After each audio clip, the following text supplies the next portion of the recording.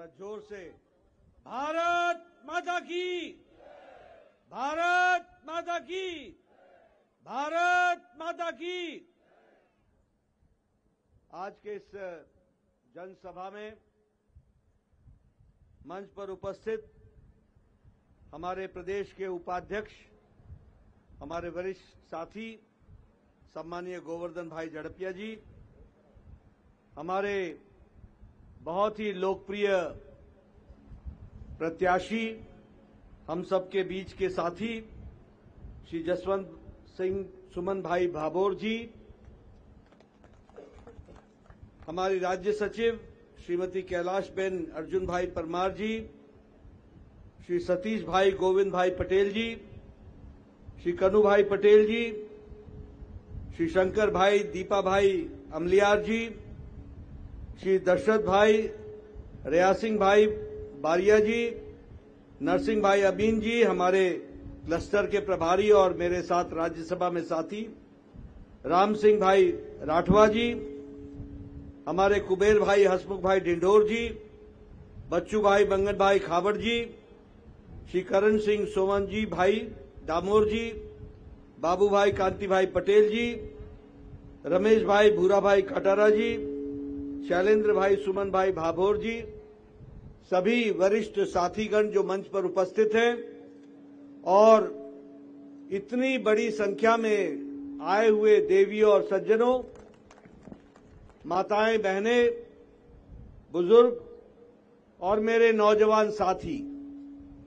और मीडिया के मेरे साथी, प्रिंट मीडिया, इलेक्ट्रॉनिक मीडिया के मेरे साथी, आज मेरा ये सौभाग्य है कि मुझे आज इस चुनावी सभा में दाहोद में आने का सौभाग्य मिला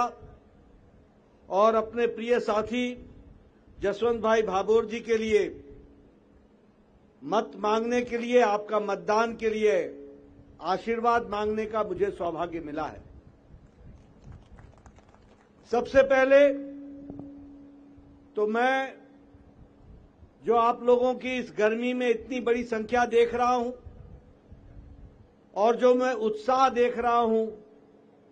जो मैं ऊर्जा देख रहा हूं, जो मैं खुशी देख रहा हूं, वह मुझे आश्वस्त कर रहा है कि आपने 7 तारीख को जसवंत भाई भाभोर जी को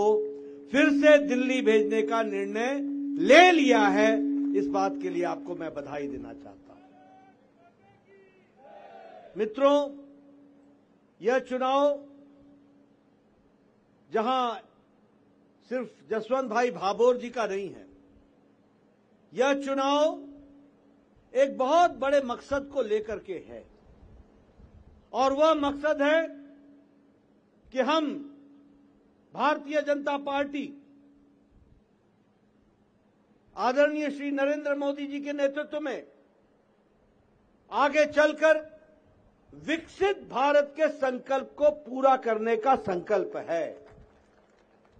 और इसलिए यह चुनाव बहुत ही महत्वपूर्ण है। मैं बार बार बोलता हूं और यहां भी मैं बोलना चाहता हूं, लगभग 40 साल से ज्यादा मैं राजनीति में हूं, 35 साल से ज्यादा मैं एमएलए, विधायक, सांसद रहा, लेकिन मैं यह कहना चाहता हूं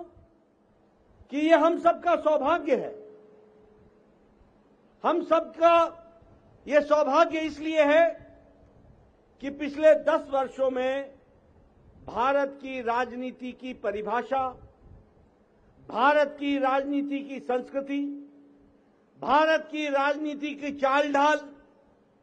भारत की राजनीति का कार्य करने का तौर तरीका, ये सारी भारत की संस्कृति को, राजनीतिक चरित्र को बदलने का किसी ने काम किया है तो वह हमारे प्रधानमंत्री श्री नरेंद्र मोदी जी ने किया है। 10 साल पहले साधारण मनुष्य क्या सोचता था? 10 साल पहले साधारण मनुष्य सोचता था कुछ नहीं बदलेगा, यह तो ऐसे ही चलेगा, राजनीति का रवैया ही ये है, सब गलत हैं, सब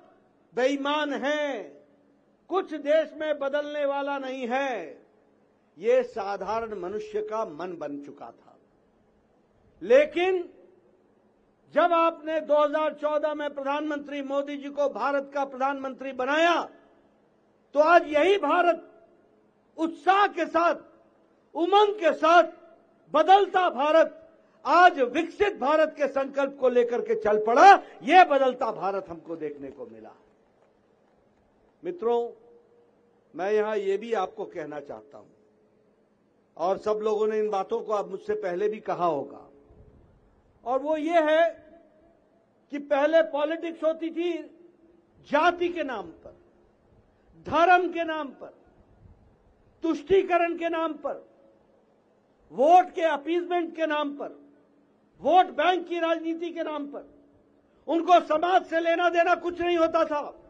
समाज को खंडित कैसे किया जा सके, समाज को तोड़ा कैसे जा सके, समाज को जातियों में कैसे बांटा जा सके, और जातियों की आवाज को उठा करके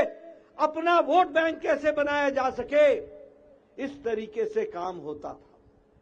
इसलिए वोट बैंक की राजनीति, तुष्टीकरण की राजनीति, जातिवाद की राजनीति, धर्म की राजनीति, यह 10 साल पहले का रवैया था। लेकिन जब से मोदी जी आए, तब से ये जातिवाद, ये धर्म पर, ये हर दृष्टि से जो ये राजनीति चल रही थी, इसको धत्ता दिखाकर, इसको चुनौती देकर के आज भारत की राजनीति विकासवाद की राजनीति हो गई, विकासवाद की।